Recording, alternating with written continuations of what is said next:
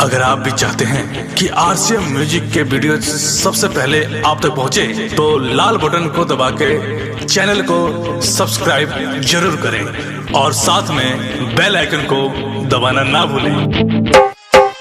पूजा digital audio recording studio पुराना मछली बाजार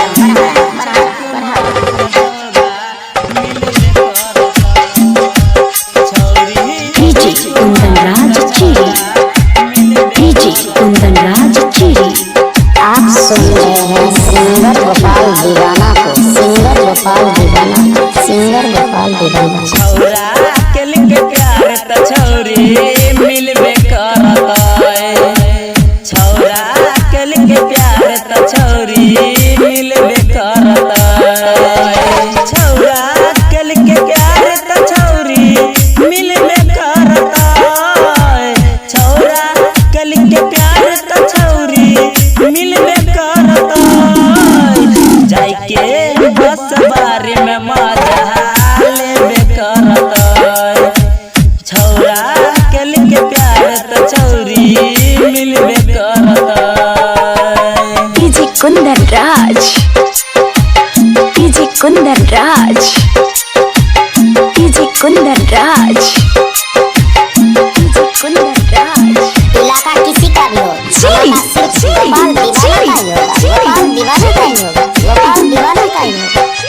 रहतई के ना एक दूसरे से दोनों अलग रे। भाग जैतै छोड़वा लाइके छोरिया के शहर रे। रहतई के ना दोनों एक दूसरे से अलग रे। भाग जैतै छोड़वा लाइके छोरिया के शहर रे। कल कई दोनों प्यार त दोनों मिलबे करता। छौरी छै कुमार त छौरा मिलबे करता।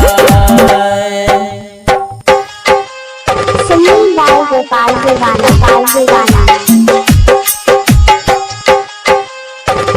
सिंगिंग बाय गोपाल दीवाना।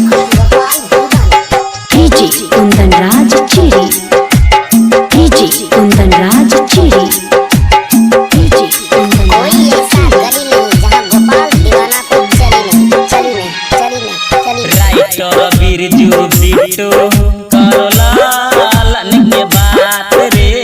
गोपाल दीवाना धरतै कौन छौरिया के साथ रे।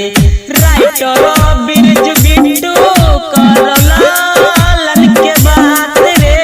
गोपाल दीवाना धरतौ कौन छौरिया के साथ रे। जाइके बस बारे में मजा लेबे करता। छौरी छै कुमार त छौरा मिलबे करता। पूजा डिजिटल ऑडियो रिकॉर्डिंग स्टूडियो पुराना मछली बाजार बरहारा।